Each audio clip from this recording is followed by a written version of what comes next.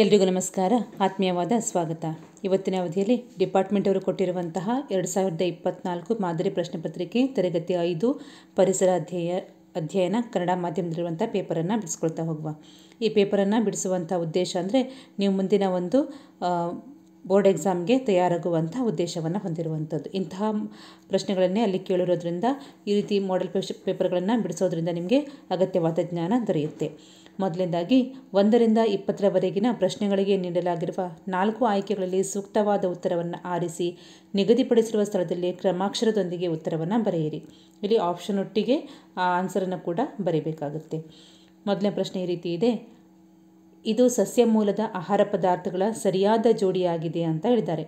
ಇಲ್ಲಿ ಬೆಣ್ಣೆ, ಮಜ್ಜಿಗೆ, ಹಾಲು, ತುಪ್ಪ, ಧಾನ್ಯಗಳು, ತರಕಾರಿಗಳು, ಮೊಟ್ಟೆ, ಮಾಂಸ, ಈ 4 ಈ ರೀತಿಯ ಜೋಡಿಗಳನ್ನು ಸಸ್ಯ ಮೂಲದ ಆಹಾರ ಪದಾರ್ಥಗಳ ಸರಿಯಾದ ಜೋಡಿ ಅಂತ ಹೇಳಿದ್ದಾರೆ. ಸಸ್ಯ ಮೂಲಕ್ಕೆ ಸಂಬಂಧಪಟ್ಟಂಥದ್ದು ಯಾವುದು ಅಂತ ಹೇಳಿದ್ರೆ, ಇಲ್ಲಿ ಬೆಣ್ಣೆ ಮತ್ತು ಮಜ್ಜಿಗೆ ಏನಾಗಿದೆ, ಪ್ರಾಣಿ ಮೂಲದಿಂದ ಬರುವಂಥದ್ದು, ಹಾಲಿನ ಉತ್ಪನ್ನವಾಗಿದೆ. ಹಾಲು, ತುಪ್ಪ ಇದು ಕೂಡ ಪ್ರಾಣಿ ಉತ್ಪನ್ನ. ಮೊಟ್ಟೆ ಮತ್ತು ಮಾಂಸ ಇದು ಕೂಡ ಒಂದು ಪ್ರಾಣಿ ಮೂಲದ ಆಹಾರ ಆಗಿದೆ. ಉಳಿದಿರುವಂಥದ್ದು ಧಾನ್ಯಗಳು ಮತ್ತು ತರಕಾರಿ, ಇದು ಸಸ್ಯ ಮೂಲದ ಆಹಾರ ಪದಾರ್ಥದ ಸರಿಯಾದ ಜೋಡಿಯಾಗಿದೆ. ಹಾಗಾಗಿ C option is right answer. ಆಮೇಲೆ ಮುಂದಿನ ಪ್ರಶ್ನೆಗೆ ಹೋಗುವ. ಬಾಲಕನೊಬ್ಬನಿಗೆ ಬೊಜ್ಜಿನ ಸಮಸ್ಯೆ ಉಂಟಾಗಿದೆ. ವೈದ್ಯರ ಯಾವ ಸಲಹೆಯಿಂದ ಅದರ ನಿವಾರಣೆ ಸಾಧ್ಯವಿಲ್ಲ ಅಂತ ಕೇಳಿದ್ದಾರೆ. ವೈದ್ಯರ ಯಾವ ಸಲಹೆಯಿಂದ ಆ ಒಂದು ನಿವಾರಣೆ, ಆ ಬೊಜ್ಜಿನ ಸಮಸ್ಯೆ ನಿವಾರಣೆ ಸಾಧ್ಯವಿಲ್ಲ ಅಂತ ಹೇಳಿದ್ದಾರೆ. ಇಲ್ಲಿ ಆಪ್ಷನನ್ನು ನೋಡ್ಕೊಳ್ತಾ ಹೋಗೋ. ಮೊದಲನೇದು ನಿಯಮಿತ ವ್ಯಾಯಾಮ ಮಾಡುವುದು, ಇದರಿಂದ ಸಾಧ್ಯವಾಗುತ್ತೆ. ಪೋಷಕಾಂಶಭರಿತ ಆಹಾರ ಸೇವನೆ, ಜಂಕ್ ಫುಡ್ಗಳ ಅನಿಯಮಿತ ಬಳಕೆ, ನಿಗದಿತ ಸಮಯಕ್ಕೆ ಆಹಾರ ಸೇವನೆ. ಈ 4 ಆಪ್ಷನ್ಸ್ಗಳಲ್ಲಿ ವೈದ್ಯರ ಯಾವ ಸಲಹೆಯಿಂದ ಅದರ ನಿವಾರಣೆ ಸಾಧ್ಯವಿಲ್ಲ ಅಂತ ಕೇಳಿದ್ದಾರೆ. ಅಂದರೆ ನೆಗೆಟಿವ್ ಆಗಿರಬೇಕಾಗುತ್ತೆ. ಇಲ್ಲಿ ನಿಯಮಿತ ವ್ಯಾಯಾಮ ಮಾಡೋದ್ರಿಂದ ಆ ಸಲಹೆ ನಿವಾರಣೆ ಆಗುತ್ತೆ. ಪೋಷಕಾಂಶಭರಿತ ಆಹಾರ ಸೇವನೆ ಮಾಡೋದ್ರಿಂದ ಆ ಸಮಸ್ಯೆ ನಿವಾರಣೆಯಾಗುತ್ತೆ. ನಿಗದಿತ ಸಮಯಕ್ಕೆ ಆಹಾರವನ್ನು ಸೇವನೆ ಮಾಡೋದ್ರಿಂದ ಆ ಸಮಸ್ಯೆ ನಿವಾರಣೆಯಾಗುತ್ತೆ. ಹಾಗಾಗಿ ಉಳಿದ ಆಪ್ಷನ್ ಅಂತಂದರೆ ಜಂಕ್ ಫುಡ್ಗಳ ಅನಿಯಮಿತ ಬಳಕೆ, ಈ ರೀತಿಯ ಒಂದು ಸಲಹೆ ಕೊಡೋದ್ರಿಂದ ಆ ಒಂದು ಬೊಜ್ಜಿನ ಸಮಸ್ಯೆ ನಿವಾರಣೆ ಆಗಲಿಕ್ಕೆ ಸಾಧ್ಯವಿಲ್ಲ. ಹಾಗಾಗಿ ಡಿ ಆಪ್ಷನ್ ಇದು ಸರಿಯಾದಂಥ ಆನ್ಸರ್ ಆಗಿದೆ. ಆಮೇಲೆ ಮುಂದಿನ ಪ್ರಶ್ನೆ ನೋಡಿ. ವೈಯಕ್ತಿಕ ವಸತಿಯನ್ನು ಪ್ರತಿನಿಧಿಸುವ ಸರಿಯಾದ ಹೇಳಿಕೆ ಅಂತ ಕೇಳಿದರೆ, ಆಪ್ಷನ್ ಎ ಕೇವಲ ಒಂದೇ ಕುಟುಂಬ ವಾಸವಾಗಿರುವ ಕಟ್ಟಡ, ಹಲವು ಕುಟುಂಬಗಳು ಒಂದೆಡೆ ವಾಸಿಸುತ್ತವೆ, ಕಡಿಮೆ ಭೂಮಿಯಲ್ಲಿ ಅತಿ ಹೆಚ್ಚಿನ ಜನಸಂಖ್ಯೆಗೆ ವಸತಿ ವ್ಯವಸ್ಥೆ, ಮೂಲಭೂತ ಸೌಲಭ್ಯಗಳು ಒಂದೇ ಕಡೆ ದೊರೆಯುವುದು. ಈ 4 ಆಪ್ಷನ್ಸ್ಗಳಲ್ಲಿ ಕೇವಲ ವೈಯಕ್ತಿಕ ವಸತಿಯನ್ನು ಪ್ರತಿನಿಧಿಸುವಂಥದ್ದು. ವೈಯಕ್ತಿಕ ಅಂದರೆ ಒಂದು ಚಿಕ್ಕ ಅಮೌಂಟ್ ಆಗಿರುವಂಥದ್ದು, ಅಂದರೆ ಕೇವಲ ಒಂದೇ ಕುಟುಂಬ ವಾಸವಾಗಿರುವ ಕಟ್ಟಡ ಅಂತ. ಇದು ಈ ಆಪ್ಷನ್ ಈಗ ಸರಿಯಾದಂಥ ಆನ್ಸರ್ ಆಗುತ್ತೆ. ಕೇವಲ ಒಂದೇ ಕುಟುಂಬ ವಾಸವಾಗಿರುವ ಕಟ್ಟಡವೇ ವೈಯಕ್ತಿಕ ವಸತಿಯನ್ನು ಪ್ರತಿನಿಧಿಸುತ್ತದೆ. ಹಲವು ಕುಟುಂಬಗಳು ಅಲ್ಲ, ಕಡಿಮೆ ಭೂಮಿಯಲ್ಲಿ ಹೆಚ್ಚಿನ ಜನಸಂಖ್ಯೆ ಅಂತ ಇರೋದ್ರಿಂದ ಅದು ಕೂಡ ಅಲ್ಲ, ಮೂಲಭೂತ ಸೌಲಭ್ಯಗಳು ಒಂದೇ ಕಡೆ ದೊರೆಯುವುದು ಅದು ಕೂಡ ಅಲ್ಲ. ಇಲ್ಲಿ ಕೇವಲ ಒಂದೇ ಕುಟುಂಬ ವಾಸವಾಗಿರುವುದು ವೈಯಕ್ತಿಕ ವಸತಿಯನ್ನು ಪ್ರತಿನಿಧಿಸುತ್ತದೆ. ಆಮೇಲೆ ಮುಂದಿನ ಪ್ರಶ್ನೆ, ಇಲ್ಲಿ ಮಂಜುಗಡ್ಡೆ ನೀರು, ಇಲ್ಲಿ ಒಂದು ನಿಮಿಷ, ಈ ರೀತಿಯಲ್ಲಿ 3 ಅದರ ಒಂದು ಕಂಟೆಂಟನ್ನು ಇಲ್ಲಿ ಕೊಟ್ಟಿದ್ದಾರೆ. ಒಂದು ಮಂಜುಗಡ್ಡೆ, ನೀರು, ಆಮೇಲೆ ನೀರಾವಿ. ಈ ಮೇಲಿನ ಪ್ರಕ್ರಿಯೆಯನ್ನು ಪ್ರತಿನಿಧಿಸುವ ಸರಿಯಾದ ನಕ್ಷೆಯನ್ನು ಇಲ್ಲಿ ಕೇಳಿದ್ದಾರೆ. ಇಲ್ಲಿ ಘನ ವಸ್ತು ತಂಪಾಗುತ್ತದೆ. ಈ ಆಪ್ಷನಲ್ಲಿ ಘನವಸ್ತು ಇರುತ್ತೆ, ಅದು ತಂಪಾದ ನಂತರ ದ್ರವ ಆಗುತ್ತೆ, ಆಮೇಲೆ ಅದನ್ನು ಕೂಡ ತಂಪಾದ ಮೇಲೆ ಅನಿಲವಾಗುತ್ತೆ. ಅಥವಾ ಘನ ಇರುತ್ತೆ, ಬಿ ಆಪ್ಷನಲ್ಲಿ ಘನ ಇರುತ್ತೆ, ಬಿಸಿ ಮಾಡಿದವಾಗ ಅನಿಲವಾಗುತ್ತೆ, ಅದನ್ನು ಬಿಸಿ ಮಾಡಿದವಾಗ ದ್ರವ ಆಗುತ್ತೆ. ಸಿ ಆಪ್ಷನಲ್ಲಿ ಘನ ಇರುತ್ತೆ, ಬಿಸಿ ಮಾಡಿದವಾಗ ದ್ರವ ಆಗುತ್ತೆ, ಆಮೇಲೆ ಅದನ್ನು ಬಿಸಿ ಮಾಡಿದವಾಗ ಅನಿಲ ಆಗುತ್ತೆ. ಇಲ್ಲಿ ಘನ ವಸ್ತು ಇರುತ್ತೆ, ಅದು ತಂಪು ಮಾಡಿದವಾಗ ಅನಿಲ ಆಗುತ್ತೆ, ಆಮೇಲೆ ಪುನಃ ಬಿಸಿ ಆಗುತ್ತೆ, ಆಮೇಲೆ ಅದು ಬಿಸಿ ಆದಮೇಲೆ ಅದು ಪುನಃ ದ್ರವವಾಗುತ್ತೆ. ಈ ರೀತಿ 4 ಆಪ್ಷನ್ಸ್ಗಳನ್ನು ಕೊಟ್ಟಿದ್ದಾರೆ. ಇಲ್ಲಿ ಮಂಜುಗಡ್ಡೆ ಘನ ಆಗುತ್ತೆ, ಎಲ್ಲ ಕಡೆಯಲ್ಲೂ ಕೂಡ ಘನ ಇದೆ, ಸರಿ. ಮಂಜುಗಡ್ಡೆ ಘನ ಇರುತ್ತೆ, ಅದನ್ನು ಬಿಸಿ ಮಾಡಿದವಾಗ ಏನಾಗುತ್ತೆ, ನೀರಾಗುತ್ತೆ. ಮಂಜುಗಡ್ಡೆ ಬಿಸಿ ಮಾಡಿದವಾಗ ನೀರಾಗುತ್ತೆ. ಆಮೇಲೆ ಇಲ್ಲಿ 3 ಆಪ್ಷನ್ಸ್ಗಳಿವೆ, ಬಿಸಿ ಅಂದ್ಕೊಂಡು. ಮಂಜುಗಡ್ಡೆಯನ್ನು ಬಿಸಿ ಮಾಡಿದವಾಗ ನೀರಾಗುತ್ತೆ, ಆಮೇಲೆ ಅದು ನೀರನ್ನು ಏನು ಮಾಡಬೇಕು, ನೀರನ್ನು ಬಿಸಿ ಮಾಡಿದವಾಗ ಮಾತ್ರ ನೀರಾವಿಯಾಗುತ್ತೆ. ಆ ದ್ರವವನ್ನು ಏನು ಮಾಡಬೇಕು, ಬಿಸಿ ಮಾಡಿದವಾಗ ಏನಾಗುತ್ತೆ, ಅದು ದ್ರವ ಸ್ಥಿತಿಯಲ್ಲಿ ಬರಬೇಕಾಗುತ್ತೆ. ಇಲ್ಲಿ ಅನಿಲ ಸ್ಥಿತಿ ಇರೋದ್ರಿಂದ ಇದು ತಪ್ಪಾಗುತ್ತೆ. ಇಲ್ಲಿ ಘನವನ್ನು ಬಿಸಿ ಮಾಡಿದವಾಗ ದ್ರವ ಆಗುತ್ತೆ, ಆ ದ್ರವವನ್ನು ಪುನಃ ಬಿಸಿ ಮಾಡಿದವಾಗ ಏನಾಗುತ್ತೆ, ಅನಿಲ ರೂಪದ ನೀರಾವಿ ಕಂಡುಬರುತ್ತೆ. ಇದು ಸರಿಯಾದಂಥ ಸಿ ಆಪ್ಷನ್ ಈಗ ಸರಿಯಾದಂಥ ಆನ್ಸರ್ ಆಗಿದೆ. ಘನವಸ್ತುವಾಗಿರುವ ಮಂಜುಗಡ್ಡೆಯನ್ನು ಬಿಸಿ ಮಾಡಿದವಾಗ ಅದು ನೀರಾಗುತ್ತೆ. ಆ ನೀರನ್ನು ಪುನಃ ಬಿಸಿ ಮಾಡಿದವಾಗಲೇ ನೀರಾವಿ ಕಂಡುಬರುತ್ತದೆ. ಈಗ ಸಿ ಇದು ಸರಿಯಾದಂಥ ಆಪ್ಷನ್ ಆಗಿದೆ. ಆಮೇಲೆ ಮನೆಯಲ್ಲಿರುವ ನೀರಿನ ಪಾತ್ರೆಗೆ ಆಕಸ್ಮಿಕವಾಗಿ ಅಡುಗೆ ಎಣ್ಣೆಯು ಬೆರೆತಿದೆ. ಈ ಪ್ರಕ್ರಿಯೆಯ ಪರಿಣಾಮ ಮತ್ತು ಕಾರಣವನ್ನು ಏನಂತ ಕೇಳಿದ್ದಾರೆ. ಈ ಪ್ರಕ್ರಿಯೆಯ ಮನೆಯಲ್ಲಿರುವಂಥ ನೀರಿಗೆ ಆಕಸ್ಮಿಕವಾಗಿ ಎಣ್ಣೆ ಬಿದ್ದಾಗ ಅದರ ಪ್ರಕ್ರಿಯೆ ಏನಾಗುತ್ತೆ, ಅದರ ಪರಿಣಾಮ ಏನಾಗುತ್ತೆ ಮತ್ತು ಕಾರಣ ಏನು ಅಂತ ಕೇಳ್ತಾರೆ. ಆ ಪರಿಣಾಮ ಆಗಲಿಕ್ಕೆ ಕಾರಣ ಏನು ಅಂತ ಇಲ್ಲಿ ಕೇಳಿದ್ದಾರೆ.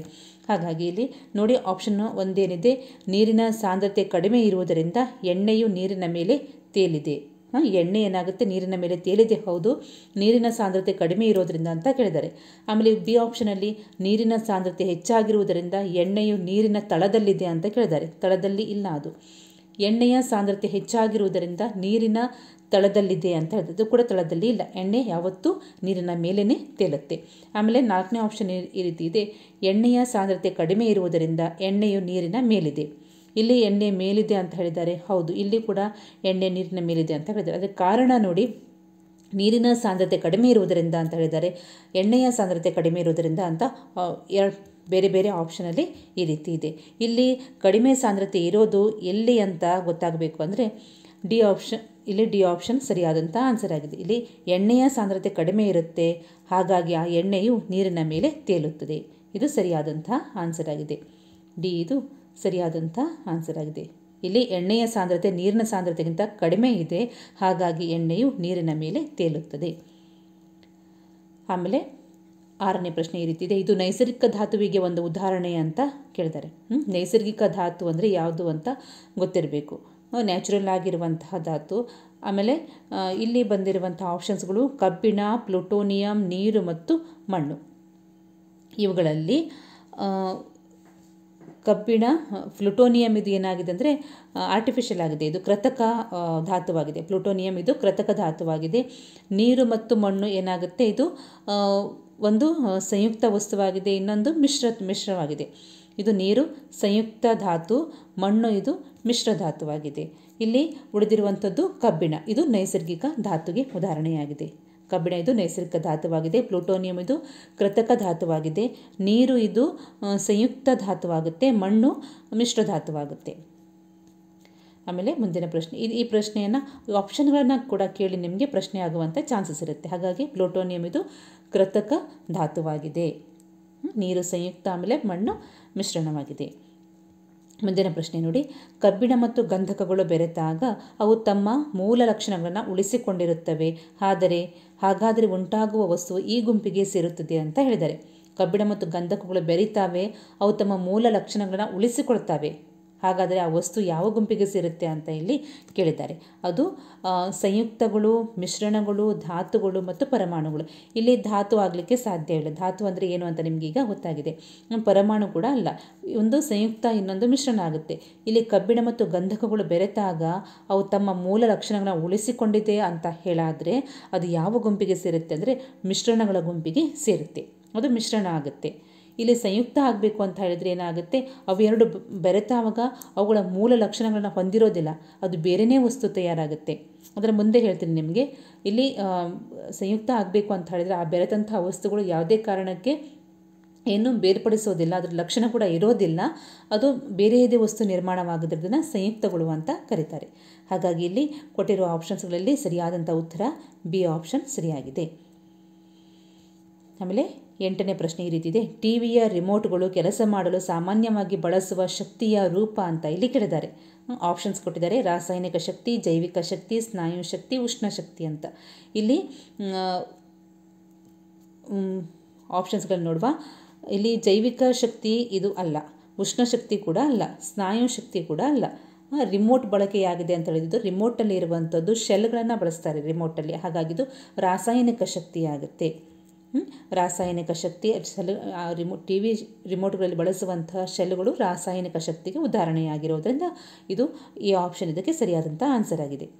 ಆಮೇಲೆ ಇಲ್ಲಿ ಎಕ್ಸ್ ಪಟ್ಟಿಯಲ್ಲಿ ಕೆಲವು ಚಟುವಟಿಕೆಗಳು ಮತ್ತು ವೈ ಪಟ್ಟಿಯಲ್ಲಿ ಅದರಿಂದ ಉಳಿಸಬಹುದಾದ ಶಕ್ತಿಯ ಆಕಾರಗಳನ್ನು ನೀಡಿದೆ. ಅವುಗಳಲ್ಲಿ ಸರಿಯಾದ ಹೊಂದಿಸದ ಜೋಡಿ ಯಾವುದು ಅಂತ ಕೇಳಿದರೆ, ಇಲ್ಲಿ ಎ ಪಟ್ಟಿಯಲ್ಲಿ ಏನು ಮಾಡಿದ್ದಾರೆ, ಚಟುವಟಿಕೆಯನ್ನು ಕೊಟ್ಟಿದ್ದಾರೆ. ವಾಯ್ ಪಟ್ಟಿಯಲ್ಲಿ ಅದರಿಂದ ಉಳಿಸಬಹುದಾದ ಶಕ್ತಿಯ ಆಕಾರಗಳನ್ನ ನೀಡಿದ್ದಾರೆ.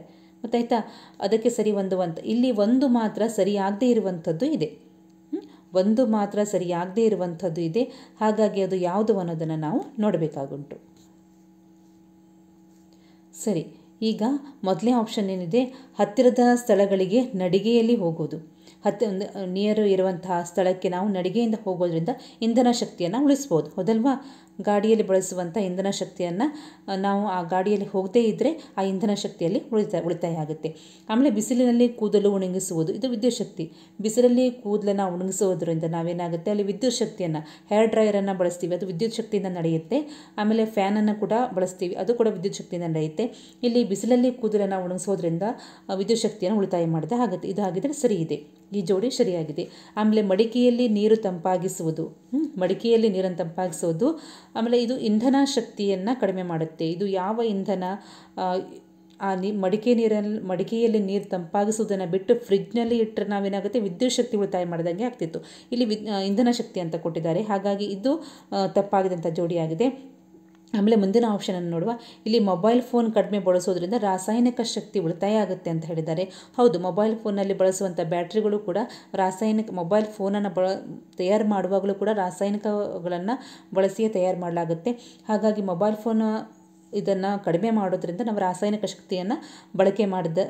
ರಾಸಾಯನಿಕ ಶಕ್ತಿಯನ್ನು ಕಡಿಮೆ ಮಾಡ್ದಂಗೆ ಅದಕ್ಕೆ ಒಂದು ಅವಕಾಶವನ್ನು ಕೊಟ್ಟ ಹಾಗೆ ಆಗುತ್ತೆ. ಹಾಗಾಗಿ ಇಲ್ಲಿ 3 ಆಪ್ಷನ್ಸ್ಗಳು ಸರಿಯಾದಂಥ ಆಪ್ಷನ್ಸ್ಗಳಾಗಿವೆ. ಸಿ ಆಪ್ಷನ್ ಇದು ಜೋಡಿ ಸರಿಯಾಗಿಲ್ಲ. ಹಾಗಾಗಿ ಇಲ್ಲಿ ಇಲ್ಲಿ ಅವರು ಕೊಟ್ಟಂಥ ಪ್ರಶ್ನೆಗೆ ಉತ್ತರವಾಗಿದೆ ಸಿ ಇದು ಸರಿಯಾದಂಥ ಉತ್ತರವಾಗಿದೆ. ಮಡಿಕೆಯಲ್ಲಿ ನೀರು ತಂಪಾಗಿಸೋದ್ರಿಂದ ನಾವು ಇಂಧನ ಶಕ್ತಿಯನ್ನು ಉಳಿತಾಯ ಮಾಡಲಿಕ್ಕೆ ಸಾಧ್ಯವಿಲ್ಲ. ಇದು ಈ ಜೋಡಿಯಲ್ಲಿ ತಪ್ಪಾಗಿರುವಂಥದ್ದು. ಆಮೇಲೆ ಮುಂದಿನ ಪ್ರಶ್ನೆ, ಸೂರ್ಯನಿಗೆ ಅತ್ಯಂತ ಹತ್ತಿರವಿರುವ ಗ್ರಹ ಯಾವುದು ಅಂತ ಇಲ್ಲಿ ಕೇಳಿದ್ದಾರೆ.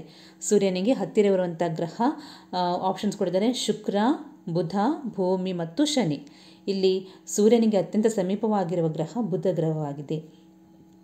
ಇಲ್ಲಿ ಈಗ ನಮಗೆ ಹತ್ತಿರ ಇರುವ ಗ್ರಹವನ್ನು ಕೇಳಿದ್ದಾರೆ. ಇನ್ನೊಮ್ಮೆ ದೂರವಿರುವ ಗ್ರಹವನ್ನು ಕೇಳ್ಬೋದು. ಗ್ರಹಗಳು ಹಲವಾರು ಉಂಟು, ಆ ಎಲ್ಲ ಗ್ರಹಗಳ ಬಗ್ಗೆ ಕೇಳ್ಬೋದು. ಕೆಂಪು ಗ್ರಹ ಯಾವುದು, ಕಪ್ಪು ಗ್ರಹ ಯಾವುದು ಅಂತ ಕೂಡ ಕೇಳ್ಬೋದು. ಇವುಗಳ ಬಗ್ಗೆ ನಿಮಗೆ ಮಾಹಿತಿಯನ್ನು ಕೊಡ್ತೀನಿ. ಈಗ ನೋಡಿ, ಇಲ್ಲಿ ಅನುಕ್ರಮವಾಗಿ ಗ್ರಹಗಳ ಬಗ್ಗೆ ಹೇಳ್ತೀನಿ. ಬುಧ, ಶುಕ್ರ, ಭೂಮಿ, ಮಂಗಳ, ಗುರು, ಶನಿ, ಯುರೇನಸ್ ಮತ್ತು ನೆಪ್ಚೂನ್. ಈ ಹಿಂದೆ ಸೌರವ್ಯೂಹದ 9ನೆಯ ಗ್ರಹವಾಗಿದ್ದ ಪ್ಲೂಟೋವನ್ನು ಕುಬ್ಜ ಗ್ರಹ ಎಂದು ಪರಿಗಣಿಸಿ ಅದನ್ನು ಸೌರವ್ಯೂಹದ ಗ್ರಹಗಳ ಪಟ್ಟಿಯಿಂದ ತೆಗೆದುಹಾಕಲಾಗಿದೆ ಅಲ್ವಾ. ಇಲ್ಲಿ ಇರುವಂತಹ ಈ ಗ್ರಹಗಳಲ್ಲಿ 9ನೇ ಗ್ರಹವಾಗಿರುವಂತಹ ಕುಬ್ಜ ಗ್ರಹ, ಒಟ್ಟು 9 ಗ್ರಹ ಇದೆ ಅಂತ ಇಲ್ಲಿಯವರೆಗೆ ಹೇಳಲಾಗ್ತಾ ಇತ್ತು. ಈ 9ನೇ ಗ್ರಹವಾಗಿರುವಂಥ ಪ್ಲೂಟೋವನ್ನು ಕುಬ್ಜ ಗ್ರಹ ಅಂತ ಕರೆಯಲಾಗಿದೆ. ಹಾಗಾಗಿ ಅದನ್ನು ಅಲ್ಲಿಂದ ಆ ಒಂದು ಗ್ರಹದ ಪಟ್ಟಿಯಿಂದ ತೆಗೆಯಲಾಗಿದೆ. ಇಲ್ಲಿ ವಿವರಣೆ ಕೊಟ್ಟಿದ್ದಾರೆ ನೋಡಿ. 2005ರವರೆಗೂ ಪ್ಲೂಟೋವನ್ನು ಸೌರವ್ಯೂಹದ 9ನೇ ಗ್ರಹವೆಂದು ಪರಿಗಣಿಸಿದ್ದು, ಅದರ ಅನರ್ಹ ಗ್ರಹ ಲಕ್ಷಣಗಳನ್ನು ಆಧರಿಸಿ ಅದನ್ನು ಕುಬ್ಜ ಗ್ರಹ ಅಂತ ಪರಿಗಣಿಸಲಾಗಿದೆ ಅಂತ ಹೇಳಿದ್ದಾರೆ. ಇಲ್ಲಿ ಕುಬ್ಜ ಗ್ರಹ ಯಾವುದು ಅಂತ ಕೂಡ ಕೇಳ್ಬೋದು. ಈ ಗುಂಪಲ್ಲಿ ಪ್ಲೂಟೋವಾಗುತ್ತೆ. ಆಮೇಲೆ ಬುಧ ಗ್ರಹದ ಬಗ್ಗೆ ಮಾಹಿತಿ ನೋಡಿ. ಇಲ್ಲಿ ಇದು ಸೂರ್ಯನಿಗೆ ಅತ್ಯಂತ ಹತ್ತಿರದಲ್ಲಿರುವ ಗ್ರಹ. ಇದರಲ್ಲಿ ನೀರು ಇಲ್ಲ. ಇದು ಬಹಳ ಬಿಸಿಯಾಗಿದ್ದು ಶುಷ್ಕ ವಾತಾವರಣವನ್ನು ಹೊಂದಿದೆ. ಇದು ಶಿಲಾ ಮೇಲ್ಮೈ, ಕಂದಕಗಳು ಮತ್ತು ಪರ್ವತಗಳಿಂದ ತುಂಬಿದ್ದು ಕಂದು ಬಣ್ಣವನ್ನು ಹೊಂದಿದೆ.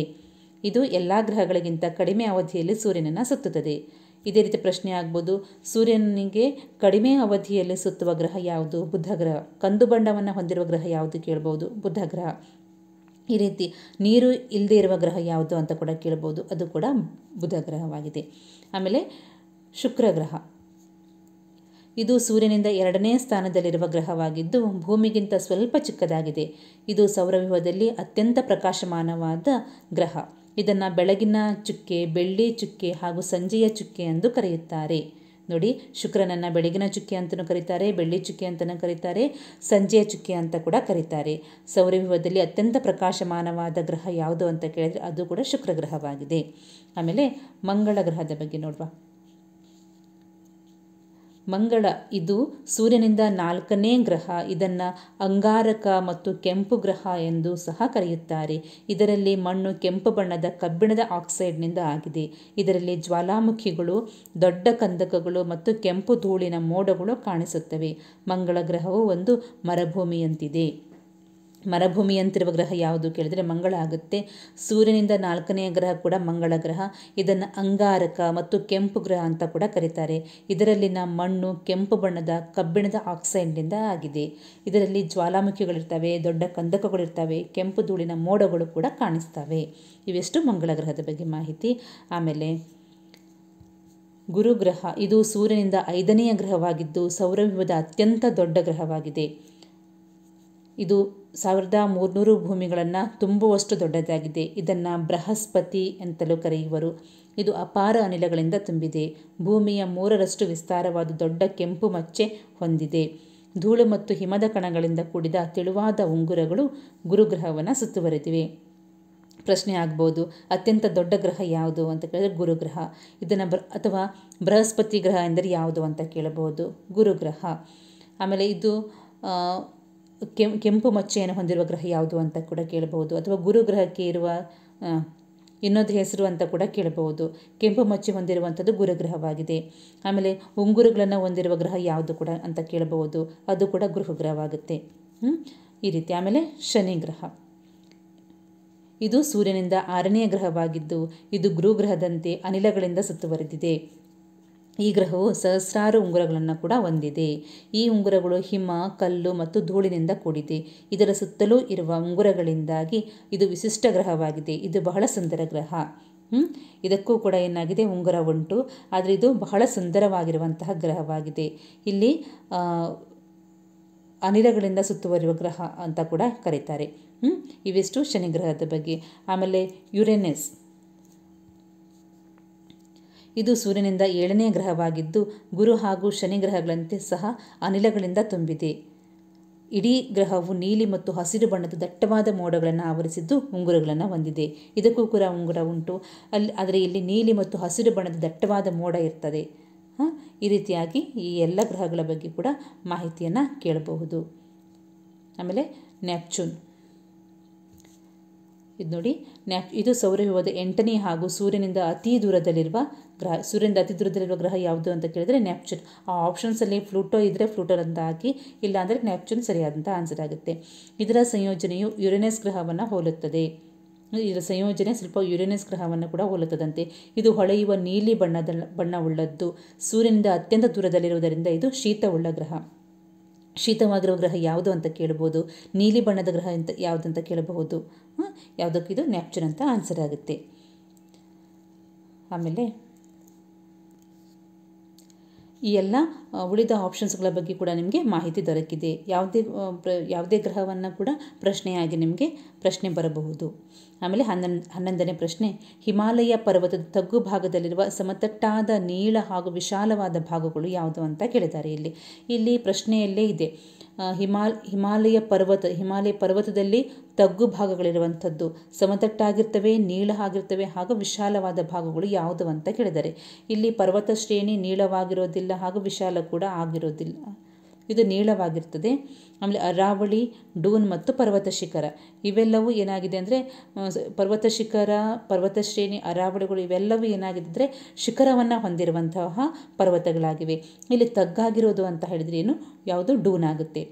ಡೂನ್ ಇದು ತಗ್ಗಾಗಿರುವಂತಹ ಒಂದು ಭಾಗವಾಗಿರುತ್ತೆ. ಡೆಹ್ರಾಡೂನ್ ಅಂತ ಕೇಳಿದಿರಲ್ವ ನೀವು, ಅದು ಇದು ಇಲ್ಲಿ ಪರ್ವತದ ತಗ್ಗು ಭಾಗದಲ್ಲಿರ್ತದೆ. ಸಮತಟ್ಟಾದ ನೀಳ ಹಾಗೂ ವಿಶಾಲವಾದ ಭಾಗವನ್ನು ಹೊಂದಿರುವಂಥದ್ದು ಸಿ ಆಪ್ಷನ್ ಆಗಿರುವ ಡೂನ್ ಆಗುತ್ತೆ. ಆಮೇಲೆ ಒಂದು ಕೇಂದ್ರಾಡಳಿತ ಪ್ರದೇಶವಲ್ಲ ಅಂತ ಹೇಳಿದ್ದಾರೆ. ಇದು ಕೇಂದ್ರಾಡಳಿತ ಪ್ರದೇಶ ಅಲ್ಲ ಅಂತ ಹೇಳಿದರೆ ಆಪ್ಷನ್ಸ್ ಕೊಡ್ತಾರೆ. ದಿಯು ದಾಮನ್, ಪದುಚೇರಿ, ಚಂಡೀಗಢ ಮತ್ತು ಮಣಿಪುರ. ಈ ಆಪ್ಷನ್ಸ್ಗಳಲ್ಲಿ ಯಾವುದು ಕೇಂದ್ರಾಡಳಿತ ಪ್ರದೇಶ ಅಲ್ಲ ಅಂತ ಕೇಳಿದರೆ ಇಲ್ಲಿ ಕೇಂದ್ರಾಡಳಿತ ಪ್ರದೇಶದ ಬಗ್ಗೆ ನಿಮಗೆ ಮಾಹಿತಿಯನ್ನು ಕೊಡ್ತೀನಿ. ಇಲ್ಲಿ ನೋಡಿ, ಆಯಾ ಕೇಂದ್ರಾಡಳಿತ ಪ್ರದೇಶಗಳಿಗೆ ನೇಮಕರಾದ ಇಲ್ಲಿ ಕೇಂದ್ರಾಡಳಿತ ಪ್ರದೇಶಗಳೆಂದರೆ ಅಂತ ಕೇಳಿದರೆ ದಿಯು ದಾಮನ್, ದಾದ್ರಾ ನಗರ್ ಹವೇಲಿ, ಚಂಡೀಗಢ, ಲಕ್ಷದ್ವೀಪ, ಪದುಚೇರಿ, ಅಂಡಮಾನ್ ಮತ್ತು ನಿಕೋಬಾರ್ ದ್ವೀಪಗಳು ಅಂತ ಹೇಳಿದ್ದಾರೆ. ಇಲ್ಲಿ ಕೊಟ್ಟಿರುವ ಆಪ್ಷನ್ಸ್ಗಳಲ್ಲಿ ದಿಯು ದಾಮನ್ ಕೊಟ್ಟಿದ್ದಾರೆ ಅವರು, ಅದು ಇದೆ. ಆಮೇಲೆ ಅಲ್ಲಿ ಇಲ್ಲ ಕೇಂದ್ರಾಡಳಿತ ಪ್ರದೇಶ ಅಲ್ಲಿ ಇರುವಂಥದ್ದು ಯಾವುದು ಅಂತ ನೋಡುವ. ಇಲ್ಲಿ ಕೊಟ್ಟಿರುವ ಆಪ್ಷನ್ಸ್ಗಳಲ್ಲಿ ಪದುಚೇರಿ ಇದು ಕೇಂದ್ರಾಡಳಿತ ಪ್ರದೇಶದಲ್ಲಿ ಬರೋದಿಲ್ಲ. ಹಾಗಾಗಿ ಬಿ ಆಪ್ಷನ್ ಏನಾಗಿದೆ, ಇದು ಕೇಂದ್ರಾಡಳಿತ ಪ್ರದೇಶವಲ್ಲ. ಆಮೇಲೆ ಮುಂದಿನ ಪ್ರಶ್ನೆ 13ರಿಂದ 24ರವರೆಗಿನ ಪ್ರಶ್ನೆಗಳಿಗೆ ನಿಗದಿಪಡಿಸಿರುವ ಸ್ಥಳದಲ್ಲಿ ಉತ್ತರಿಸಿ ಅಂತ ಹೇಳಿದ್ದಾರೆ. ಶೀತಕ ಸಂಗ್ರಹಣೆ ವ್ಯವಸ್ಥೆ ಇಲ್ಲದ ಮನೆಯಲ್ಲಿ ಆಹಾರ ಪದಾರ್ಥಗಳು ಕೆಡದಂತೆ ಸಂರಕ್ಷಿಸುವ 2 ವಿವಿಧ ಕ್ರಮಗಳನ್ನು ಉದಾಹರಣೆಯೊಂದಿಗೆ ಸೂಚಿಸಿರಿ ಅಂತ ಹೇಳಿದ್ದಾರೆ. ಇಲ್ಲಿ ಶೀತಕ ಸಂಗ್ರಹಣೆ ಅಂತ ಹೇಳಿದ್ರೆ ರೆಫ್ರಿಜರೇಟರ್ ಇಲ್ಲದೇ ಇರುವವರ ಮನೆಯಲ್ಲಿ ಆಹಾರ ಪದಾರ್ಥಗಳನ್ನು ಹಾಳಾಗದಂತೆ ಸಂರಕ್ಷಿಸುವ 2 ಕ್ರಮಗಳನ್ನು ನಮಗೆ ಉದಾಹರಣೆಯೊಂದಿಗೆ ಸೂಚಿಸಿರಿ ಅಂತ ಹೇಳಿದ್ದಾರೆ. ಇಲ್ಲಿ ನೋಡಿ, ಮೊದಲನೇದಾಗಿ ಆಹಾರವನ್ನು ಬಿಸಿ ಮಾಡುವುದು. ಆಹಾರವನ್ನು ಬಿಸಿ ಮಾಡೋದ್ರಿಂದ ನಾವು ಆಹಾರವನ್ನು ಫ್ರಿಜ್ನಲ್ಲಿ ಇಡದೆ ಕೆಡದ ರೀತಿಯಲ್ಲಿ ಸಂರಕ್ಷಿಸ್ಬೋದು. ಇನ್ನೊಂದು ಅಂತ ಹೇಳಿದ್ರೆ ಮಾವಿನಕಾಯಿ, ಅಂದರೆ ಉಪ್ಪಿನಕಾಯಿ ಕೆಡದಂತೆ ಇಡಲಿಕ್ಕೆ ನಾವು ಉಪ್ಪನ್ನು ಸೇರಿಸುವುದು. ಆ ಒಂದು ಮಾವಿನಕಾಯಿಗೆ ಉಪ್ಪನ್ನು ಸೇರಿಸಿ ಉಪ್ಪಿನಕಾಯಿ ಆ ರೀತಿಯಲ್ಲಿ ಮಾಡಿಕೊಂಡು ಅದನ್ನು ಕೆಡದಂತೆ ಸಂರಕ್ಷಿಸುವುದು. ಅಥವಾ ಹಣ್ಣುಗಳನ್ನು ಬಿಸಿಲಿನಲ್ಲಿ ಒಣಗಿಸಿ ಇಡುವಂಥದ್ದು. ಈ ರೀತಿ ಮಾಡೋದ್ರಿಂದ ಕೂಡ ಆಹಾರವನ್ನು ರೆಫ್ರಿಜರೇಟ್ನಲ್ಲಿ ಇಡದೆ ಬಿಸಿಲಿನಲ್ಲಿ ಒಣಗಿಸೋದ್ರ ಮೂಲಕ, ಉಪ್ಪನ್ನು ಸೇರಿಸೋದ್ರ ಮೂಲಕ, ಆಹಾರವನ್ನು ಬಿಸಿ ಮಾಡೋದ್ರ ಮೂಲಕ ಅದನ್ನು ಕೆಡದಂತೆ ಕಾಪಾಡಿಕೊಳ್ಳುವಂಥದ್ದು. ಆಮೇಲೆ ಮುಂದಿನ ಪ್ರಶ್ನೆಯಾಗಿ, ಹಳ್ಳಿಯೊಂದು ಉತ್ತಮ ಗ್ರಾಮ ಪ್ರಶಸ್ತಿಗೆ ಭಾಜನವಾಗಿದೆ. ಆ ಪ್ರಶಸ್ತಿಗೆ ಅರ್ಹವಾಗಲು ಆ ಗ್ರಾಮವು ಹೊಂದಿರಬೇಕಾದ 4 ಅಂಶಗಳನ್ನು ಪಟ್ಟಿ ಮಾಡಿ ಅಂತ ಹೇಳಿದ್ರೆ, ಒಂದು ಗ್ರಾಮ ಉತ್ತಮ ಗ್ರಾಮ ಅಂತ ಪ್ರಶಸ್ತಿಗೆ ಪಾತ್ರ ಆಗಬೇಕು ಅಂತ ಹೇಳಿದ್ರೆ ಯಾವ ಒಂದು ಅರ್ಹ ಗುಣವನ್ನು ಅದು ಹೊಂದಿರಬೇಕು ಅಂತ ಇಲ್ಲಿ ಕೇಳಿದ್ದಾರೆ. ನೋಡಿ, ಇಲ್ಲಿ ಆ ಗ್ರಾಮ ಉತ್ತಮವಾಗಿರಬೇಕು ಅಂದರೆ ಸ್ವಚ್ಛತೆಯನ್ನು ಮಾಡುವಂಥದ್ದು, ಉತ್ತಮ ಚರಂಡಿ ವ್ಯವಸ್ಥೆ ಇರಬೇಕು, ಶೌಚಾಲಯಗಳ ನಿರ್ಮಾಣ ಮಾಡಬೇಕು, ಬೀದಿ ದೀಪಗಳ ವ್ಯವಸ್ಥೆ ಸರಿಯಾಗಿರಬೇಕು, ಹಲವಾರು ಅಂದರೆ ನೀರಿನ ವ್ಯವಸ್ಥೆ ಇರಬೇಕು, ಒಳ್ಳೆಯ ರಸ್ತೆ ಇರಬೇಕು. ಇವೆಲ್ಲವೂ ಅಂದರೆ ಆ ಗ್ರಾಮ ಸ್ವಚ್ಛವಾಗಿರಬೇಕು, ಎಲ್ಲ ಒಳ್ಳೆಯ ಅಂಶಗಳನ್ನು ಹೊಂದಿದ್ರದು ಉತ್ತಮ ಗ್ರಾಮ ಅಂತ ಅನ್ನಿಸ್ಕೊಳ್ಳುತ್ತೆ. ಆಮೇಲೆ ಮುಂದಿನ ಪ್ರಶ್ನೆಯಾಗಿ 15ನೇ ಪ್ರಶ್ನೆ, ದ್ರವ್ಯದ 2 ಲಕ್ಷಣಗಳು ಯಾವುವು ಅಂತ. ದ್ರವದು ಅಲ್ಲ, ದ್ರವ್ಯದ 2 ಲಕ್ಷಣಗಳನ್ನು ಇಲ್ಲಿ ಕೇಳಿದ್ದಾರೆ. ಉತ್ತರವನ್ನು ನೋಡಿ, ದ್ರವ್ಯವು ತೂಕವನ್ನು ಹೊಂದಿರ್ತದೆ. ದ್ರವ್ಯಕ್ಕೆ ತೂಕ ಇರುತ್ತೆ, ಆಮೇಲೆ ಅದು ಸ್ಥಳವನ್ನು ಕೂಡ ಆಕ್ರಮಿಸುತ್ತದೆ. ದ್ರವ್ಯವು ತೂಕವನ್ನು ಹೊಂದಿದೆ, ಸ್ಥಳವನ್ನು ಕೂಡ ಆಕ್ರಮಿಸಿದೆ. ಆಮೇಲೆ ಮುಂದಿನ ಪ್ರಶ್ನೆ, ಸಂಪೂರ್ಣ ಸಾಂಬಾರು ತುಂಬಿರುವ ಪಾತ್ರೆಗೆ ನಾವು ಉಪ್ಪನ್ನು ಹಾಕಿದರೂ ಸಾಂಬಾರು ಹೊರಚೆಲ್ಲುವುದಿಲ್ಲ, ಯಾಕೆ ಅಂತ ಪ್ರಶ್ನೆಯಾಗಿದೆ. ಸಾಂಬಾರಿಗೆ ಉಪ್ಪನ್ನು ಹಾಕಿದಾಗ ಅದು ಹೊರಚೆಲ್ಲೋದಿಲ್ಲ, ಯಾಕೆ ಅಂತ ಹೇಳಿದರೆ ನಾವು ಸೇರಿಸುವ ಉಪ್ಪಿನ ಪ್ರಮಾಣ ಕಡಿಮೆ ಇರುತ್ತೆ. ಮೊದಲನೇದಾಗಿ ನಾವು ಸೇರಿಸುವಂಥ ಉಪ್ಪಿನ ಪ್ರಮಾಣ ಕಡಿಮೆ ಇರುತ್ತೆ, ಹಾಗೂ ಉಪ್ಪು ಸಾಂಬಾರಿನಲ್ಲಿ ಕರಗುವುದರಿಂದ ಅದು ಹೊರಚೆಲ್ಲುವುದಿಲ್ಲ, ಅದರೊಟ್ಟಿಗೆ ಬೆರೆಯುತ್ತೆ. ಇದು ಸರಿಯಾದಂಥ ಆನ್ಸರ್.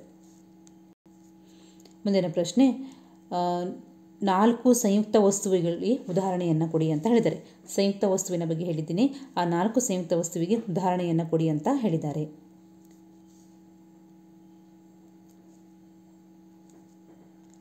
ಮೊದಲನೇದಾಗಿ ಇಲ್ಲಿ ರಾಸಾಯನಿಕ ವಸ್ತುಗಳು ಏನು ಅನ್ನೋಂಥದ್ದನ್ನು ಹೇಳ್ತೀನಿ. 2 ಅಥವಾ ಹೆಚ್ಚಿನ ಅಂಶಗಳು ರಾಸಾಯನಿಕವಾಗಿ ಒಟ್ಟಿಗೆ ಸೇರಿದಾಗ ಸಂಯುಕ್ತವು ರೂಪುಗೊಳ್ಳುತ್ತದೆ. ಇಲ್ಲಿ ಸಂಯುಕ್ತ ವಸ್ತು ಅಂತ ಹೇಳಿದರೆ ಏನು, 2 ಅಥವಾ ಹೆಚ್ಚಿನ ಅಂಶಗಳು ರಾಸಾಯನಿಕವಾಗಿ ಒಟ್ಟಿಗೆ ಸೇರ್ತವೆ. ಇಲ್ಲಿ ಉದಾಹರಣೆಯನ್ನು ಕೊಟ್ಟಿದ್ದೀನಿ ನೋಡಿ, ನೀರು. ಇಲ್ಲಿ ನೀರು ಏನಾಗುತ್ತೆ, ಹೈಡ್ರೋಜನ್ ಮತ್ತು ಆಕ್ಸಿಜನ್ ಒಟ್ಟಿಗೆ ಸೇರಿ H2O ನೀರಾಗಿ ಪರಿವರ್ತನೆ ಆಗುತ್ತೆ. ಆಮೇಲೆ ಎರಡನೇದು ಉಪ್ಪು. ಇದು ಸೋಡಿಯಂ ಮತ್ತು ಕ್ಲೋರಿನ್ಗಳ ಮಿಶ್ರಣವಾಗಿದೆ, NaCl. ಆಮೇಲೆ ಸಕ್ಕರೆ, ಕಾರ್ಬನ್ ಹೈಡ್ರೋಜನ್ ಮತ್ತು ಆಕ್ಸಿಜನ್, ಇದರಿಂದ ಸಕ್ಕರೆಯಾಗುತ್ತೆ. ಆಮೇಲೆ ಕಾರ್ಬನ್ ಡೈಆಕ್ಸೈಡ್, ಕಾರ್ಬನ್ ಇದೆ, ಇದಕ್ಕೆ ಆಕ್ಸೈಡ್ ಕೂಡ ಇದೆ ಇದರೊಟ್ಟಿಗೆ. ಈ ರೀತಿ 2 ಅಥವಾ 2ಕ್ಕಿಂತ ಹೆಚ್ಚಿನ ಅಂಶಗಳು ರಾಸಾಯನಿಕವಾಗಿ ಒಟ್ಟು ಸೇರಿದಾಗ ಅದು ಸಂಯುಕ್ತ ವಸ್ತು ಆಗುತ್ತೆ. ಇದನ್ನು ಮತ್ತೆ ಬೇರ್ಪಡಿಸಲಿಕ್ಕೆ ಸಾಧ್ಯ ಆಗೋದಿಲ್ಲ, ಅದೇ ಸಂಯುಕ್ತ ವಸ್ತುವಾಗಿದೆ. ಮಿಶ್ರಣದ ಬಗ್ಗೆ ಕೂಡ ಹೇಳಿದ್ದೀನಿ ನಿಮಗೆ. ಆಮೇಲೆ ಧಾತುವಿನ ಬಗ್ಗೆ ಕೂಡ ಹೇಳಿದ್ದೀನಿ. ಈ ಒಂದು ಪಾಠದಲ್ಲಿ ಇಂಥ ಪ್ರಶ್ನೆಗಳು ಆಗುವಂಥ ಸಾಧ್ಯತೆ ತುಂಬ ಇದೆ. ಆಮೇಲೆ ಸ್ನಾಯು ಶಕ್ತಿಯಿಂದ ಮಾಡುವ 4 ಕೆಲಸಗಳನ್ನು ತಿಳಿಸಿರಿ ಅಂತ ಹೇಳಿದ್ದಾರೆ. ಸ್ನಾಯು ಶಕ್ತಿಯಿಂದ ಆಗುವಂಥ ಕೆಲಸಗಳು ಅಂತ ಹೇಳಿದ್ರೆ ಕಸ ಗುಡಿಸುವುದು, ತೋಟಕ್ಕೆ ನೀರು ಹಾಕುವುದು, ಬಾವಿಯಿಂದ ನೀರು ಎತ್ತುವುದು, ಬರೆಯುವುದು, ಇವೆಲ್ಲವೂ ಸ್ನಾಯುವಿಂದ ಮಾಡುವಂಥ, ನಡಿಗೆ, ಮೆಟ್ಟಿಲನ್ನು ಹತ್ತುವುದು, ಇವೆಲ್ಲವೂ ಏನಾಗ್ತವೆ, ಸ್ನಾಯು ಶಕ್ತಿಯನ್ನು ಬಳಸಿ ಮಾಡುವಂಥ ಕೆಲಸಗಳಾಗ್ತವೆ. ಇಲ್ಲಿ ಇವರು ಒಂದು ಕೋಷ್ಟಕವನ್ನು ಕೊಟ್ಟಿದ್ದಾರೆ. ಮೊದಲನೇದರಲ್ಲಿ ಶಕ್ತಿಯ ರೂಪ ಅಂತ ಕೇಳಿದ್ದಾರೆ, ಬದಲಾದ ಶಕ್ತಿಯ ರೂಪ, ಆಮೇಲೆ ಚಟುವಟಿಕೆ. ಇಲ್ಲಿ ನಿಮ್ಮ ಪುಸ್ತಕದಲ್ಲಿ ಕೂಡ ಈ ಒಂದು ಮಾಹಿತಿ ಇದೆ. ಅಲ್ಲಿ ಚಟುವಟಿಕೆಯನ್ನು ಮೊದಲೇ ಕೊಟ್ಟಿದ್ದಾರೆ. ಹಾಗಾಗಿ ಇಲ್ಲಿ ನೋಡಿ ಅವರು ಕೊಟ್ಟಿರುವಂಥದ್ದು ಇಲ್ಲಿ ಅದು ನಾವು ಆನ್ಸರನ್ನು ಬರೀಲಿಕ್ಕೆ ಉಂಟು. ಇಲ್ಲಿ ಸ್ನಾಯು ಶಕ್ತಿ ಏನಾಗುತ್ತೆ, ಯಾಂತ್ರಿಕ ಶಕ್ತಿಯಾಗಿ ಬದಲಾವಣೆಯಾಗುತ್ತೆ. ಅದು ಚಟುವಟಿಕೆ ಯಾವುದು ಅಂತ ಇಲ್ಲಿ ನಾವು ಬರೀಬೇಕು. ಆಮೇಲೆ ವಿದ್ಯುತ್ ಶಕ್ತಿ ಇರೋದು ಯಾವ ಶಕ್ತಿಯ ರೂಪಕ್ಕೆ ಬದಲಾವಣೆಯಾದಾಗ ಫ್ಯಾನ್ ಚಲನೆಯಾಗುತ್ತೆ. ಆಮೇಲೆ ಇಲ್ಲಿ ಯಾವ ಶಕ್ತಿಯ ರೂಪ ಅಂತ ಕೊಟ್ಟಿಲ್ಲ, ಅದು ಉಷ್ಣ ಶಕ್ತಿಯಾಗಿ ಪರಿವರ್ತನೆಯಾಗಿ ಧಾನ್ಯಗಳನ್ನು ಒಣಗಿಸುತ್ತೆ ಅಂತ ಹೇಳಿದ್ದಾರೆ. ಆಮೇಲೆ ಇಂಧನ ಶಕ್ತಿಯನ್ನು ಬಳಸಿ ಅದು ಉಷ್ಣ ಶಕ್ತಿಯಾಗಿ ಪರಿವರ್ತಿಸಿ ಯಾವ ಚಟುವಟಿಕೆ ಆಗುತ್ತೆ ಅಂತ ಇಲ್ಲಿ ಕೇಳಿದ್ದಾರೆ. ಇದನ್ನು ನಿಮಗೆ ಸರಿಯಾದ ಕೋಷ್ಟಕದಲ್ಲಿ ಬರೆದು ಹೇಳ್ತೀನಿ ನೋಡಿ. ನಾನು ತಯಾರಿಸಿದಂಥ ಕೋಷ್ಟಕ ಇದಾಗಿದೆ. ಇಲ್ಲಿ ಸ್ನಾಯು ಶಕ್ತಿಯಿಂದ ಯಾಂತ್ರಿಕ ಶಕ್ತಿಯಾಗಿ ಪರಿವರ್ತನೆಗೊಂಡು ಕಬ್ಬಿಣ ಗಾಣದಲ್ಲಿ ಕಬ್ಬಿಣ ರಸವನ್ನು ತೆಗೆಯುವಂಥದ್ದು. ಇಲ್ಲಿ ಸ್ನಾಯು ಶಕ್ತಿ ಬಳಕೆಯಾಗಿದೆ, ಅದನ್ನು ಯಾಂತ್ರಿಕ ಶಕ್ತಿ ಆ ವೀಲನ್ನು ಚಲಿಸೋ ರೀತಿಯಲ್ಲಿ ಮಾಡುತ್ತೆ. ಆಮೇಲೆ ಕಬ್ಬಿಣ ಗಾಣದಲ್ಲಿ ಕಬ್ಬಿಣ ರಸವನ್ನು ನಮಗೆ ದೊರೆಯುವಂತೆ ಮಾಡುತ್ತೆ. ಆಮೇಲೆ ವಿದ್ಯುತ್ ಶಕ್ತಿಯನ್ನು ಬಳಸಿ ಅದನ್ನು ಯಾಂತ್ರಿಕ ಶಕ್ತಿಯಾಗಿ ಪರಿವರ್ತಿಸಿ ಫ್ಯಾನ್ನ ಚಲನೆಯಾಗುತ್ತೆ. ವಿದ್ಯುತ್ ಶಕ್ತಿಯು ಯಾಂತ್ರಿಕ ಶಕ್ತಿಯಾಗಿ ಪರಿವರ್ತನೆಯಾಗುತ್ತೆ, ಆಮೇಲೆ ಫ್ಯಾನ್ ಚಲನೆಯಾಗುತ್ತೆ. ಆಮೇಲೆ ಈ ಸೌರಶಕ್ತಿಯು ಉಷ್ಣ ಶಕ್ತಿಯಾಗಿ ಪರಿವರ್ತನೆಯಾಗಿ ಧಾನ್ಯಗಳನ್ನು ಒಣಗಿಸುತ್ತೆ. ಆಮೇಲೆ ಕೂದಲನ್ನು ಒಣಗಿಸುವಂಥದ್ದು. ಇವೆಲ್ಲವೂ ಸೌರಶಕ್ತಿ ಉಷ್ಣಶಕ್ತಿಯಾಗಿ ಪರಿವರ್ತನೆಯಾಗಿ ಧಾನ್ಯಗಳನ್ನು ಒಣಗಿಸುವಂಥದ್ದು. ಆಮೇಲೆ ಇಂಧನ ಶಕ್ತಿ ಉಷ್ಣ ಶಕ್ತಿಯಾಗಿ ಪರಿವರ್ತನೆಯಾಗಿ ಒಲೆ ಉರಿಸುವುದು. ಅಡುಗೆ ಒಲೆಯನ್ನು ಉರಿಸಲಿಕ್ಕೆ ಇಂಧನ ಶಕ್ತಿಯನ್ನು ಉಷ್ಣ ಶಕ್ತಿಯಾಗಿ ಪರಿವರ್ತನೆ ಆದ ಮೇಲೆ ಒಲೆಯನ್ನು ಉರಿಸುವಂಥದ್ದು. ಇದಿಷ್ಟು ಯಾವ ಭಾಗಕ್ಕೆ ಯಾವ ಆನ್ಸರ್ ಬರುತ್ತೆ ಅನ್ನೋದನ್ನು ಸರಿಯಾಗಿ ನೋಡಿಟ್ಕೊಳ್ಳಿ. ಆಮೇಲೆ ಮುಂದಿನ ಪ್ರಶ್ನೆ ನೋಡಿ. ಇನ್ನೊಂದು ಪ್ರಶ್ನೆ ಕೂಡ ಆಗಿದೆ. ಇಲ್ಲಿ ಸೌರವ್ಯೂಹದ ಚಿತ್ರ ರಚಿಸಿ ಈ ಕೆಳಗಿನ ಆಕಾಶಕಾಯಗಳನ್ನು ಗುರುತಿಸಿ ಅಂತ ಹೇಳಿದರೆ ಕೆಂಪು ಗ್ರಹ ಮತ್ತು ಯುರೇನಸನ್ನು ಗುರುತಿಸಲಿಕ್ಕೆ ಹೇಳಿದ್ದಾರೆ. ಇಲ್ಲಿ ಕೆಂಪು ಗ್ರಹದ ಬಗ್ಗೆ ಹೇಳಿದ್ದೀನಿ ಯಾವುದು ಅಂತ, ಯುರೇನಸ್ ಗ್ರಹದ ಬಗ್ಗೆ ಕೂಡ ಹೇಳಿದ್ದೀನಿ. ಇದನ್ನು ಸೌರವ್ಯೂಹ ಚಿತ್ರವನ್ನು ರಚಿಸಬೇಕು. ಆಮೇಲೆ ಈ ಆಕಾಶಕಾಯಗಳನ್ನು ಅಲ್ಲಿ ಗುರುತಿಸಬೇಕು. ಇಲ್ಲಿ ನೋಡಿ, ಸೌರವ್ಯೂಹದ ನಿಮ್ಮ ಪುಸ್ತಕದಲ್ಲಿ ಬಂದಿರುವಂತಹ ಸೌರವ್ಯೂಹದ ಒಂದು ರಚನೆ ಇತ್ತು. ಅದನ್ನು ನಿಮಗೆ ಸ್ಕ್ರೀನ್ಶಾಟಲ್ಲಿ ಹಾಕಿ ತೆಗೆದಿದ್ದೀನಿ.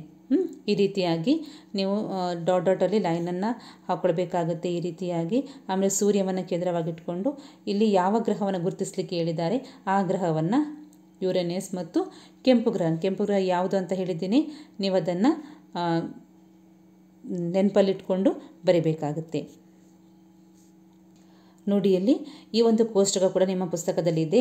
ಕೆಂಪು ಗ್ರಹ ಇಲ್ಲಿ ಬರೀಲಿಕ್ಕೆ ಹೇಳಿದ್ದಾರೆ. ಯಾವುದು ಪ್ರಕಾಶಮಾನವಾದ ಗ್ರಹ ಯಾವುದು, ಅತ್ಯಂತ ದೊಡ್ಡ ಗ್ರಹ ಯಾವುದು, ನೀಲಿ ಹಸಿರು ಬಣ್ಣದ ಗ್ರಹ ಯಾವುದು, ಜೀವಿಗಳಿರುವ ಏಕೈಕ ಗ್ರಹ ಯಾವುದು, ಒಂದು ದಿನ ಒಂದು ವರ್ಷಕ್ಕಿಂತ ಹೆಚ್ಚು ಅವಧಿಯುಳ್ಳ ಗ್ರಹ ಯಾವುದು, ಇವೆಲ್ಲವನ್ನು ಇಂಪಾರ್ಟೆಂಟ್ ಇದ್ದು ಈ ಪ್ರಶ್ನೆಯನ್ನು ಮುಂದಿನ ಪರೀಕ್ಷೆಯಲ್ಲಿ ಇದರಲ್ಲಿ ಒಂದು ಪ್ರಶ್ನೆ ಆಗುವಂಥ ಸಾಧ್ಯತೆ ಖಂಡಿತ ಇದೆ. ಹಾಗಾಗಿ ಈ ಕೋಷ್ಟಕವನ್ನು ಹುಡುಕಿ ಆನ್ಸರನ್ನು ಬರ್ಕೊಂಡಿರಿ. ಆಮೇಲೆ 21ನೇ ಪ್ರಶ್ನೆ, ನಮ್ಮ ರಾಜ್ಯದ ಯಾವುದಾದರೂ 4 ನದಿಗಳ ಹೆಸರನ್ನು ಹೆಸರಿಸಿ ಅಂತ ಹೇಳಿದ್ದಾರೆ. ನಮ್ಮ ರಾಜ್ಯದ ಕರ್ನಾಟಕದಲ್ಲಿ ಹರಿಯುವಂತಹ 4 ನದಿಗಳನ್ನು ಹೆಸರಿಸಲಿಕ್ಕೆ ಹೇಳಿದ್ದಾರೆ. ನೋಡಿ, ಕರ್ನಾಟಕದಲ್ಲಿ ಹರಿಯುವಂಥ 4 ನದಿಗಳನ್ನು ಇಲ್ಲಿ ಬರೆದಿದ್ದೀನಿ. ಕಾವೇರಿ, ಕೃಷ್ಣ, ಶರಾವತಿ, ತುಂಗಭದ್ರಾ, ಘಟಪ್ರಭಾ, ಹಲವು ನದಿಗಳಿವೆ. ಇದರಲ್ಲಿ ಕೇಳಿರುವಂಥ ಕೇವಲ 4 ನದಿಗಳ ಹೆಸರನ್ನು ಬರೆದಿದ್ದೀನಿ. ನದಿಗೆ ಸಂಬಂಧಪಟ್ಟಂತೆ ಬೇರೆ ಪ್ರಶ್ನೆ ಕೂಡ ಆಗ್ಬೋದು. ಸರಿಯಾಗಿ ನೆನಪಿಟ್ಕೊಳ್ಳಿ, ಸರಿಯಾಗಿ ಓದಿಟ್ಕೊಳ್ಳಿ. ಭಾರತ ಸರ್ಕಾರವು ಸಾಧಕರಿಗೆ ರಾಷ್ಟ್ರ ಮಟ್ಟದಲ್ಲಿ ನೀಡುವ ಯಾವುದಾದರೂ 4 ಗೌರವ ಪ್ರಶಸ್ತಿಯನ್ನು ಪಟ್ಟಿ ಮಾಡಿರಿ ಅಂತ ಹೇಳಿದರೆ, ಸಾಧಕರಿಗೆ ರಾಷ್ಟ್ರ ಮಟ್ಟದಲ್ಲಿ ನೀಡುವಂತಹ ಗೌರವ ಪ್ರಶಸ್ತಿಗಳು ಅದು ಕೂಡ 4 ನಿಮಗೆ ಇಲ್ಲಿ ಬರೀಲಿಕ್ಕೆ ಹೇಳಿದ್ದಾರೆ. ರಾಷ್ಟ್ರ ಮಟ್ಟದಲ್ಲಿ ನೀಡುವಂತಹ ಪ್ರಶಸ್ತಿಗಳು ಅಂದರೆ ಜ್ಞಾನಪೀಠ ಪ್ರಶಸ್ತಿ, ಪದ್ಮಶ್ರೀ, ಪದ್ಮಭೂಷಣ, ಪದ್ಮವಿಭೂಷಣ, ನಾಡೋಜ, ಪಂಪ ಪ್ರಶಸ್ತಿ, ಇವುಗಳನ್ನೆಲ್ಲ ರಾಷ್ಟ್ರ ಮಟ್ಟದಲ್ಲಿ ಕೊಡಲಾಗುವಂತಹ ಸಾಧಕರಿಗೆ ಕೊಡಲಾದಂತಹ ಪ್ರಶಸ್ತಿಗಳಾಗಿವೆ.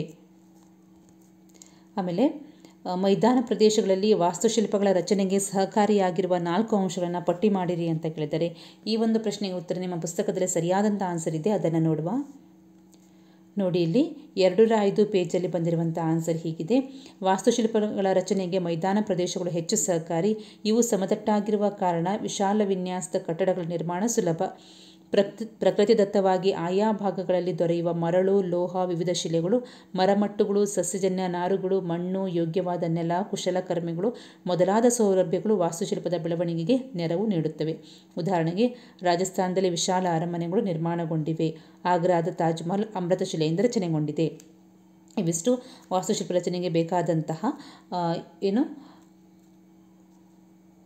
ಅಂದರೆ ವಾಸ್ತುಶಿಲ್ಪ ರಚನೆಗೆ ಇವುಗಳ ಅಗತ್ಯತೆ ಉಂಟು, ಅದನ್ನೇ ಇಲ್ಲಿ ಕೇಳಿದ್ದಾರೆ. ನೋಡಿ, ಇದು ಕೊನೆಯ ಪ್ರಶ್ನೆಯಾಗಿದೆ, 24ನೇ ಪ್ರಶ್ನೆ.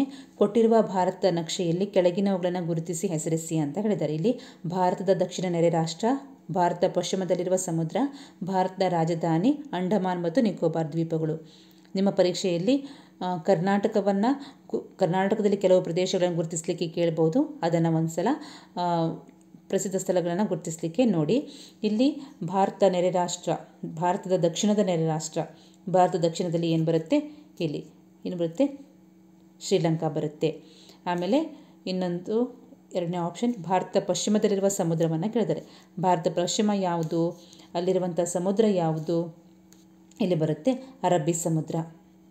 ಆಮೇಲೆ ಮುಂದಿನ ಪ್ರಶ್ನೆ, ಭಾರತ ರಾಜಧಾನಿ ಹೃದಯ ಭಾಗದಲ್ಲಿರುವಂಥದ್ದು, ಭಾರತದ ರಾಜಧಾನಿ ದೆಹಲಿ, ಇಲ್ಲಿ ಬರುತ್ತೆ.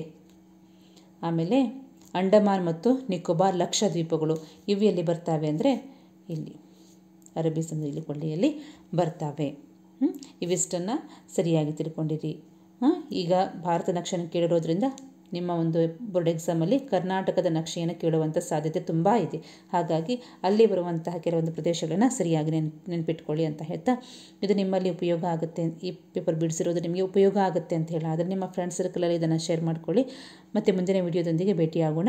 ಧನ್ಯವಾದಗಳು.